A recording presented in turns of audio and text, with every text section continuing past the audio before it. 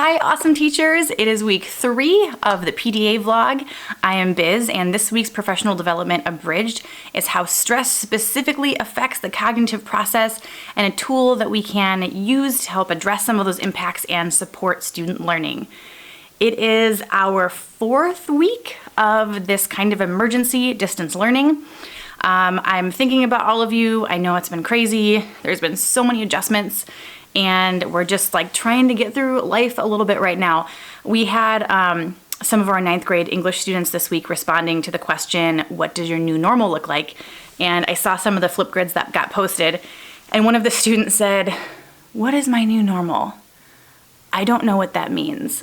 And I just had to laugh because I was like, we all feel that, kid. We all feel that. Anyways, let's get into it. I'm super excited. Anything that has to do with like the brain and how it works is super interesting to me. So let's go. As usual, we're going to start the vlog this week by talking about expert advice. And this week's expert advice was inspired by a webinar that I watched this week. It was on edweb.net.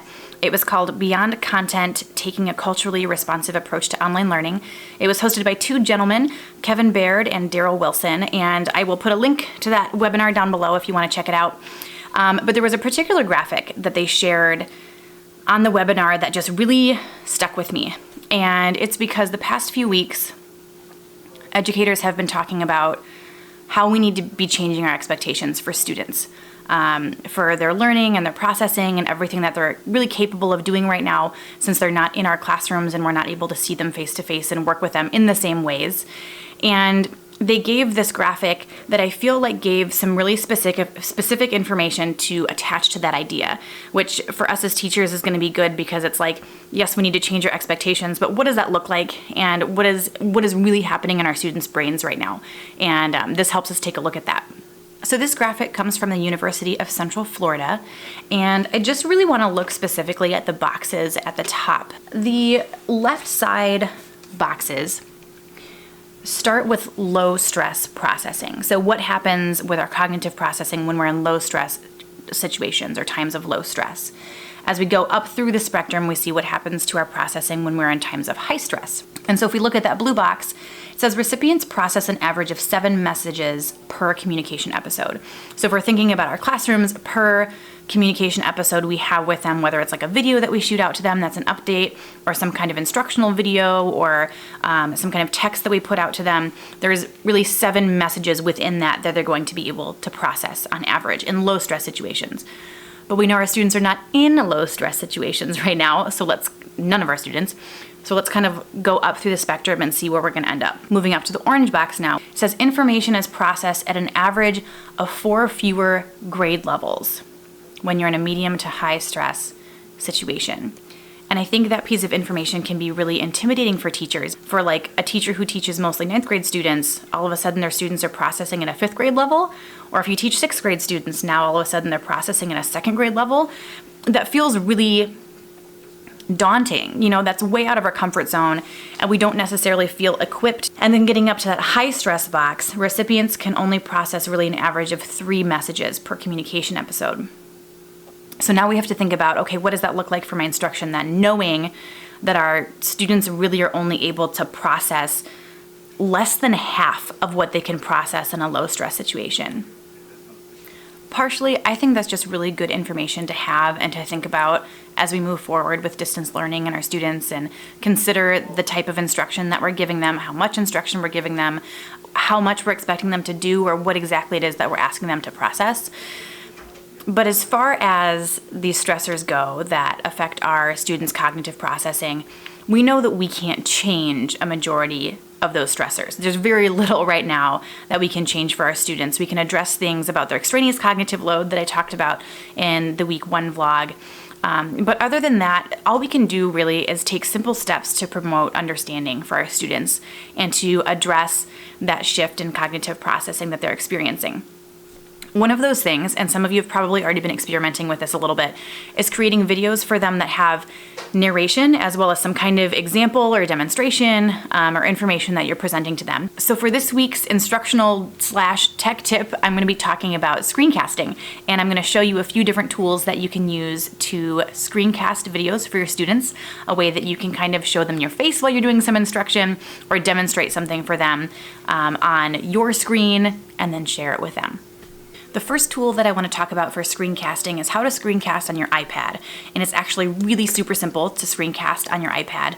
And it's going to be a really useful tool for your students because if you're demonstrating something on your iPad that is also an app that they have, you can create tutorials for them for those apps. You could also use a screencast of you doing an example of something in Notability, taking them through a Google Slides presentation and giving some explanation of it.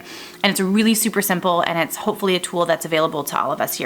So what you're going to do is swipe from the top right corner. You'll see on the video right now that there's a flashing red light there in my menu, and that's because my screen is already recording. If you hold that button, you have the option to turn the microphone on and off. You can do just a video recording, or you can do one with the audio over the top. If you're to tap the recording button again, it will stop recording your screen, and then it automatically saves to your photos. You can then go to your photos, upload it to your Google Drive, and you're like good to go. Share it with your students, and it's that simple. The second tool that I want to talk about is called Screencast-O-Matic. It's screencast-o-matic.com. The first thing that you're going to do when you go to screencast-o-matic.com is create a login, and it's kind of nice because you can just log in with Google. You don't have to create another username and password that you're like never going to remember. Once you do that, you're going to get to your main screen where you can start creating videos, and it works much the same way in that it just records everything that's on your screen at the time. When you click that button to start recording, before you can record anything, you're going to have to download the recording launcher, but it's super quick, really simple, and you'll never have to do it again. Once you download that, you can start recording, and this screencast tool just gives you some more options than like the iPad one, for example. What you'll see when you start recording or click the launcher to record is a dotted box that you can resize to fit any part of your screen. You can keep it small for just a portion of your screen if you'd like, or you can make it your whole entire screen.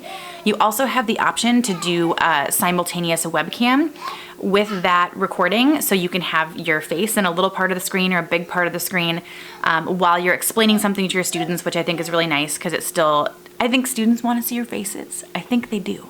If you do choose one of the options where you have that webcam footage as well, you're going to want to click where it says webcam on my screen, and it'll give you a drop-down menu to choose whichever webcam you're going to use. I just clicked integrated camera because I'm using the one that was already built into my laptop. You click that little record button at the bottom and you start recording. Click that record button when you're done, and then you have the option to save your video in a number of ways. This little box pops up and you can save it to Screencast-O-Matic. You can save it as a video file to your computer. You can directly upload it to Google Drive, which is kind of nice. There's lots of things that you can do. And here's a bonus tool, but it's only for those of you who have laptops that are operating with Windows. That's me. This laptop has a built-in screencaster, and if you hit the Windows key and G at the same time, it brings up the Xbox game bar, which was originally created to basically screencast gaming, but it's awesome for teaching too. I've already used it to create a number of videos for my students. I also used it to do some video overage for I think my first vlog, and it's super easy. There's a recording button, you hit record, and it saves the file to a captures folder inside your videos. So there's a little bonus tip for those of you who have that kind of device. One more tip that I want to give you is about the length of your screencasts. I read recently that videos that we make for our students containing any kind of information that they need should be limited to 1 minute per grade level in length. So if you have 9th graders, your video should be no longer than 9 minutes. Maybe that for normal, but again, right now our students are in high stress situations. So think about how much information they're able to take in at this point in time or process at this point in time in a high level situation, mainly being like 3 items per communication. So try to limit those screencasts to 3 main pieces of information, make it the most important stuff, make them simple, let them see your face, let them hear your voice, and go experiment a little bit. It's gonna feel awkward at first and uncomfortable, you know, doing that video and talking over the top or even seeing your face in the corner while you're recording a video, but just give it a shot. Students are gonna love to see your face and hear your voice, and anything that we can do to promote their learning right now and just help support that already struggling cognitive process is gonna be great for our students. So keep doing what you're doing, try some new things, be a little bit risky. Now is the time to do it for sure, and happy teaching, everybody. Bye.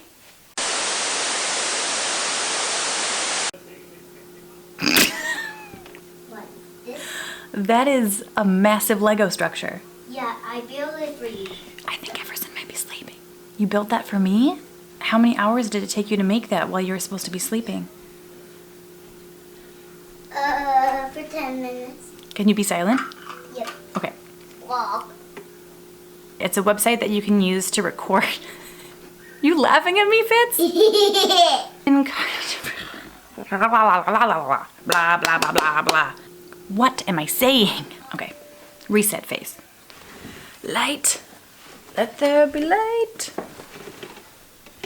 Can you see me now?